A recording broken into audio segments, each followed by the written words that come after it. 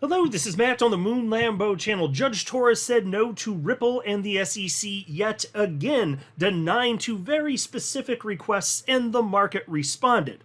I mean, sort of. I want to talk a bit about that.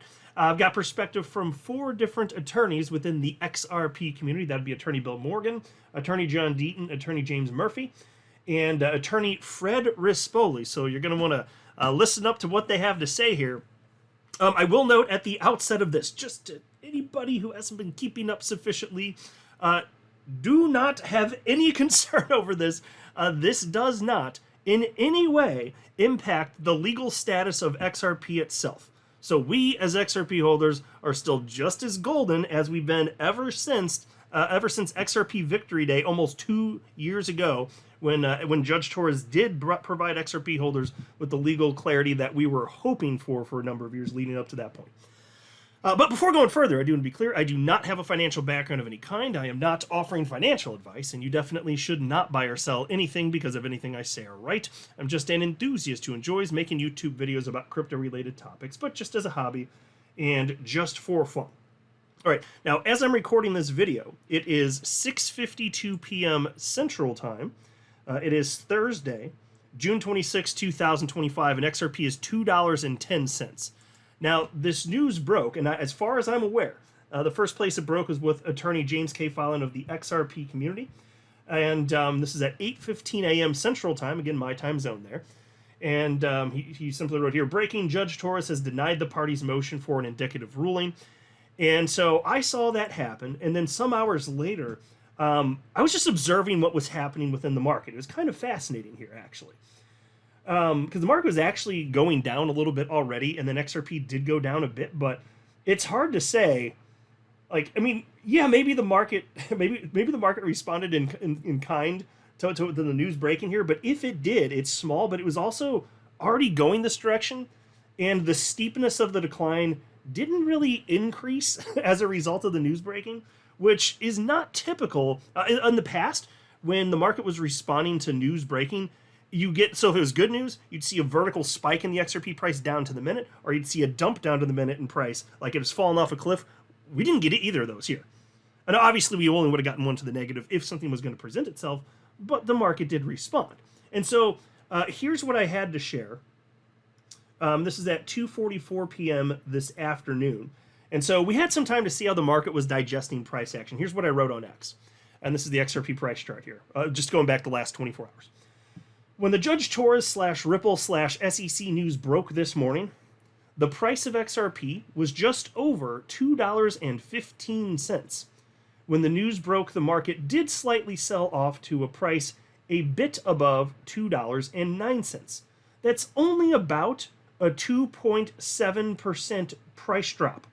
The price fell rather gradually from about 8:15 a.m. Central Time until reaching a bottom at about 11:50 a.m. Central Time. So I'll just pause to note here, and I think the last time we saw some negative price action immediately after news breaking having anything to do with this was when the SEC publicly announced that they were indeed going to appeal the Judge Torres decision, and then down to the minute you saw the price of XRP drop ultimately 5%.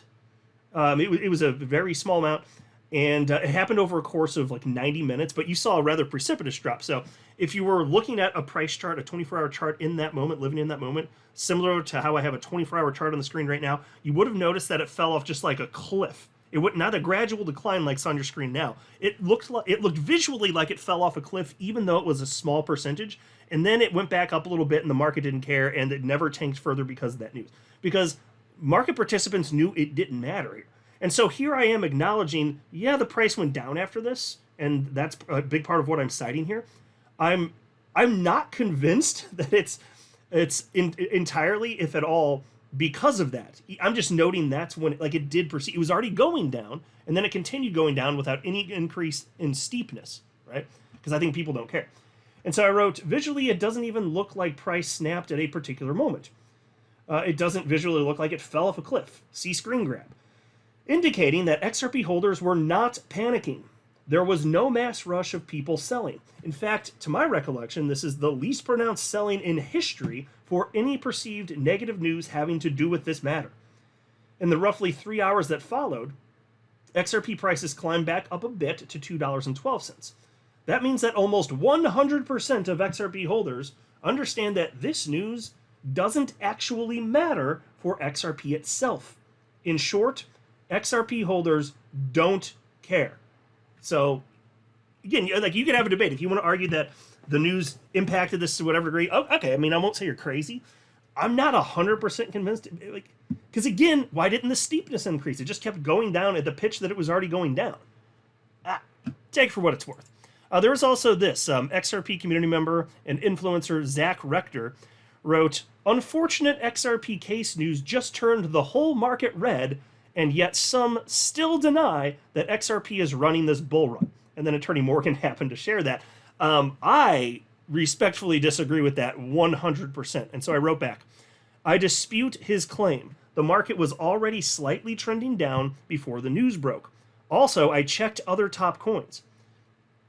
Other top 10 coins basically moved in tandem, but the XRP price chart looks visually quite different." And that is true. I don't know if it's worth pulling up too many examples right here, but you can see certain coins.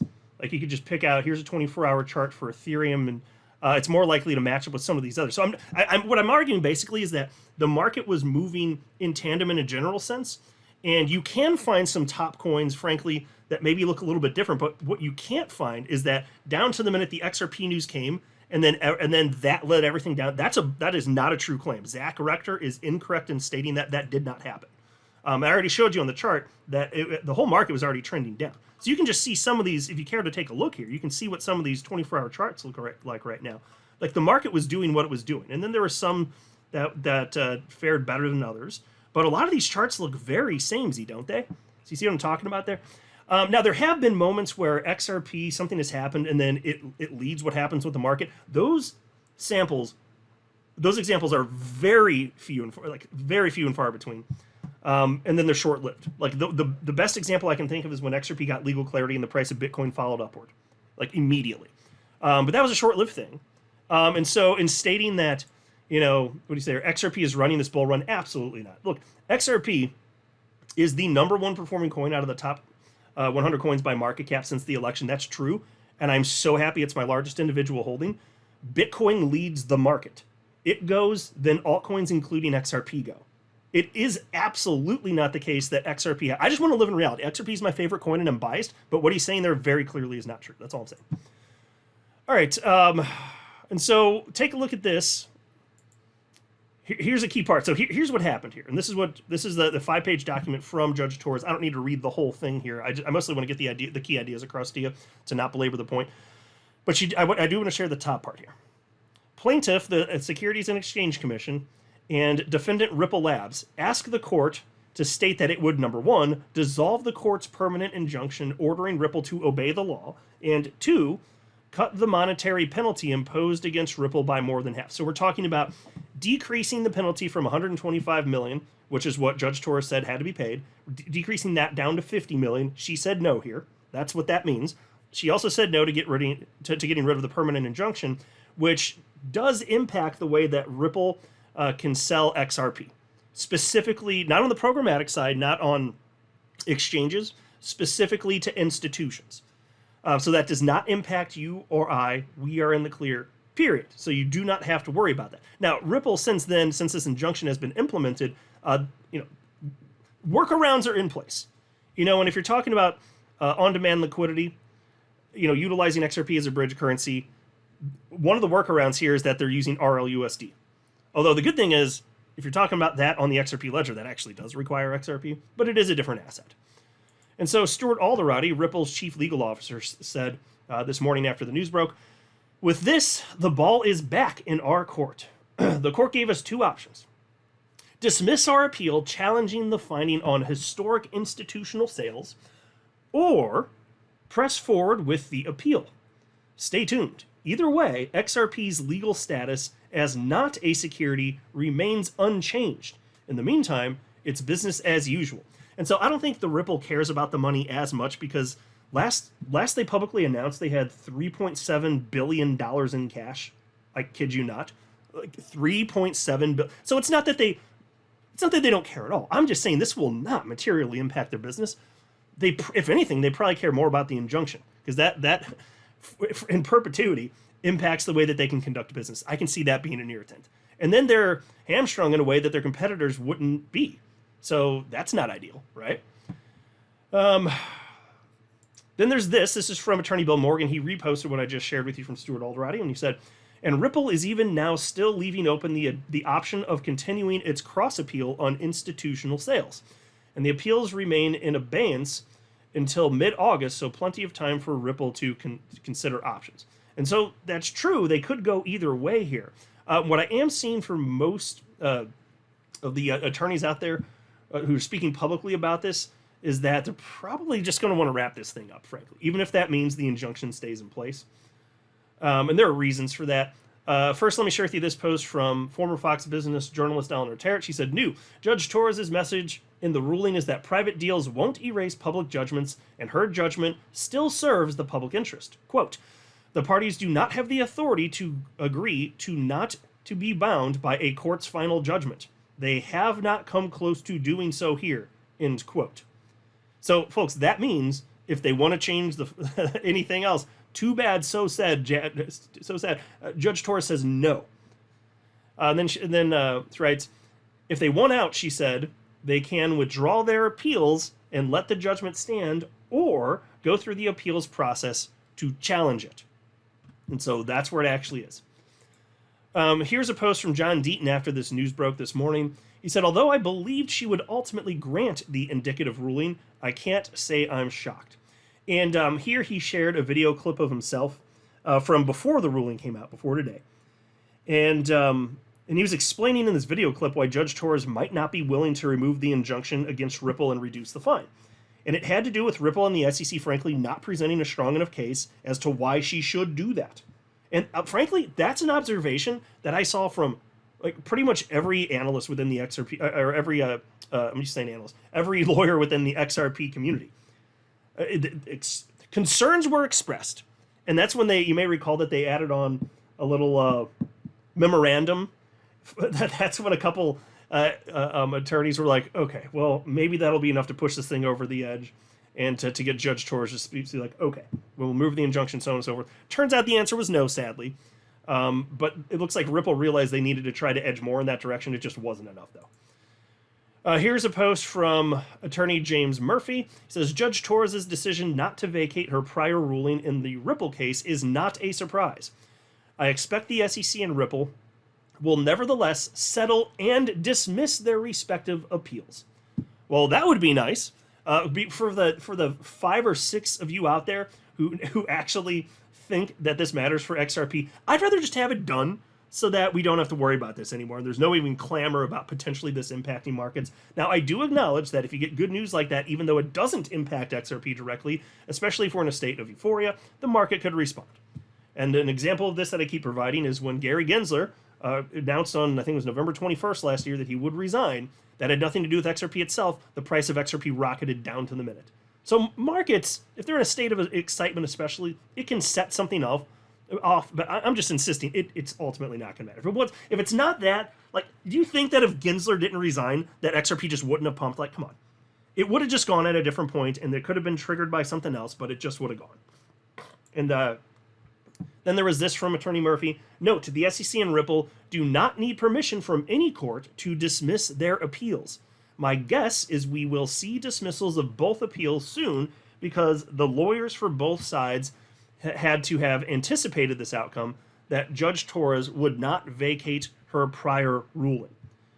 And then here's a post from XRP community member Sherry, and she wrote, if the parties drop their appeals and bring the case back to her for the purpose of reducing the fine and absolving Ripple's injunction, she will deny them. Now both Ripple and the SEC need to decide to just accept her judgment and drop the appeals or continue the lawsuit. And then there was this rather long post from attorney Fred Rispoli. In printed form, it would be quite the tome. And I got to tell you, it's a fantastic write-up. He did say one thing that caught me off guard, and I asked him a question, and it was right before I started recording this, though, so I don't know if there's an answer for it yet. And I may just be misunderstanding something. But where he was coming from in his insight here, pretty damn level-headed and makes sense, easy to understand here. And for the sake of time, like if you see, and you can pause here if you want to read this whole thing, it is kind of lengthy, so for the sake of time, I won't read the whole thing here. But he was basically saying like same old as it pertains to the SEC. Now, I get what he means by that, because he went back and he cited, basically going decades back, the disgusting behavior from the SEC, even under George W. Bush, and he cited specific examples. That may very well be true. I'm not going to opine on that. I haven't in depth looked into historically all of the terrible things that the SEC may have done. But I lived through the stuff with what's happened under Kim Jong-Ginsler and Jay Clayton, and who preceded him, of course. And I just got to say, one thing very obviously is different. With Paul Atkins in charge, the war on crypto, it's over. That is what has been decreed from the very top of this new administration, from Trump on down. So that is indeed the case. So that part is different. But in terms of doing things that Attorney Rispoli would probably argue would have been the right things, maybe they're not still doing that. And so there are a couple things that he cited here. First of all, it would have been a good idea to get some heavy hitters to come in and argue the arguments that needed to be argued to get Judge Torres to agree, okay, yeah, should have changed it. Like he cited here, for instance, getting Hester Peirce to come in. She's, of course, an SEC commissioner. Also having SEC chair, the new chair, Paul Atkins, come in and be like, yeah, we were on the wrong path under the previous administration, so on and so forth, just kind of paraphrasing there. Those are the types of things that maybe would have been enough to get Judge Torres to rule differently than she did. Now, part of what he ends up theorizing about, which I think is pretty damn reasonable, is that the SEC just really didn't want to fall on the sword. And that's, I mean, it's on your screen right here. I'm not going to read the whole thing, like I said, but it's that type of argument, which could be true. So even though they're happy to say, yeah, we were on the wrong path, which Paul Atkins has said, regarding crypto a number of times, that's one thing. But then saying, yeah, this institution has been complete and utter garbage, and it's throwing the entire foundation of the institution under the bus, they're not willing to go far enough to get to that point. So interesting thoughts here, and I think that's, from what I read, it just seemed like that's a big part of why he's like, it's same old SEC, and I get the point he's making. But good news here, he did also cite that, here you go, as he wrote here, regarding that injunction, that would be the one impacting where Ripple can, the way in which Ripple can sell their XRP, specifically institutions, says regarding that injunction, it doesn't affect XRP on the secondary market, nor will it impact XRP ETF approvals. So look, we're still golden. As far as what matters to you and I as XRP holders, we are just fine here, folks. We are absolutely just fine here. This is not a problem whatsoever. I will read this last little bit, though. It says, further, Ripple has already claimed that it has changed its operations such that the behavior it got tagged by for Torres is no more, meaning the way in which they're selling their XRP. It says, if you look at the Stuart Alderati post on this ruling from today, I noticed for the first time he used the term historic institutional sales to describe the Torres determined bad behavior. Maybe he used it before, but I didn't notice it. Anyway, this signals to me that the parties are going to settle and move on with the understanding that XRP sales to institutions will be done in a way the SEC can live with. So that would be nice. And a number of attorneys have said, yeah, I think that it's probably going to go away still. So that would be rather nice here. The one thing where I was scratching my head a little bit, and it could be my fault, maybe I just didn't understand something, right here. He said, the parties will drop their appeals. This is his prediction. The parties will drop their appeals, settle at $50 million and move on with the injunction in place. So not drop the injunction, but they're going to settle, and then the fine does get dropped. I don't get that. And it could, look, I'm not an attorney. Maybe I'm actually misunderstanding something. I'm not a know-it-all. So if I don't know something, I'm not going to come on here and pretend like I know the answer when I don't. I'm just going to say I don't know. And so I don't know why he's saying that when everything else I've read, including from Judge Torres right here in this first paragraph that I just read to you, said, it's cited here, dissolve the court's permanent injunction, and then cut the monetary penalty imposed by Ripple by more than half, and said the request is denied. So refuse to do that. So then if she refused to allow that, how then can Ripple and the SEC just agree to do it? I don't have the answer to that. So maybe there's a simple answer, or I misinterpreted him. That's possible, but at this moment I don't know. Either way, everything's fine. Okay. I'm not a financial advisor. You should not buy or sell anything because of anything I say or write. That would be a very, very, very bad idea. Until next time, to the moon, Lambo.